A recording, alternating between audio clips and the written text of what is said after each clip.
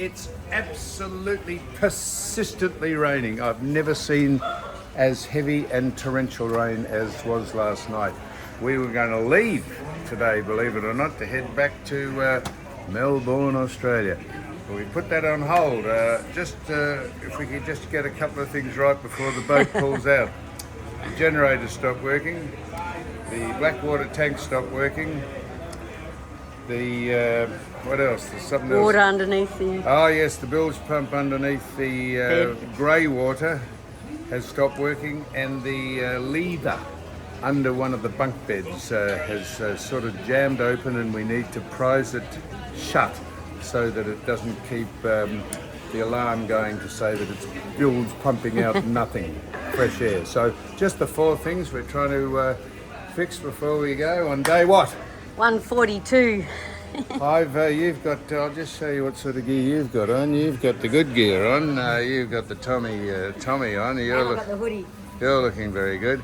I've given up. I just figure that I might as well. This will save me having a shower. Be able to save all the water on the boat for when we. So we are now going to see if we can knock up a couple of tradesmen, seeing going to be Johnny on the doorstep when they turn up, and see if we can get the generator fixed. Other than that, good luck with that. yeah, well, good luck with your project. We are leaving tomorrow. That is Tuesday. Day 142. 142. 142, we're leaving tomorrow. What am I pointing this at for? If we didn't have this, we were stuffed. This is a coat hanger which we bastardised into a hook. And here, look at this here. Why did you have to do that? The weed that was generator. caught in that was stopping the generator working. It was overheating. That is what I pulled out. That Look is at that. weed that was stopping the water getting into the generator. Had we not been able to detect that, I didn't detect that, we had the Wayne came round, very good man, and he said, you better undo that and stick that down there. If we hadn't had that to hook out the weed, we were stuffed. So that in turn rendered the impeller useless, because the impeller was just winding around with no water hitting it, and so it ripped all the rubber blades off. So that's that. You should keep that. And do what with it? You put it on. Just Wear it as a tooth when I start to go bald from worry. Yeah. You're gonna smell. So anyhow, so that's that. The inverter, this thing here, that is what's affecting the depth finding on the Garmin. The Garmin people, Gordon, the god of Garmin, and Vice Field Marshal Steve have been fantastic. Garmin, what a firm, what a company, what a product. Anyhow, it found out that this was not Earth, properly we think, and that's affecting the reading on the Garmin depth sound. So whenever we come into port, we've got to turn the inverter off, which turns the fridges off. And if we can't dock within an hour or two, that'll be 2 or 3 hours of the fridges not working and defrosting all the stuff we've got in the deep freeze. So we're doing it tomorrow, that's it. And we might have a circle jerk out on the thing before we leave, because it's been fantastic. But that's what's up. This is keeping this. This is a very, very important piece of equipment which I'm going to stow now in a secure area. So we've just got a few other things to do, and we'll be back. Tense up. Button off.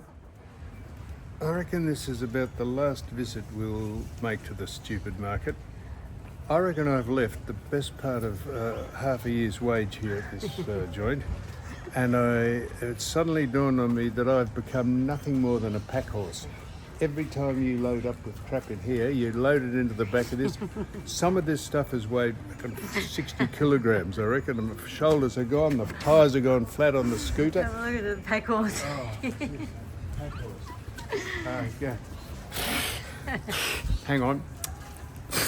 I can't do it. How'd it go? Eating like a horse, cube of sugar and a bale of hay every 8 miles. You need more sleep. Oh, what about the sleep? I've had an hour and a half sleep last night. Oh, get on your scooter, off you go.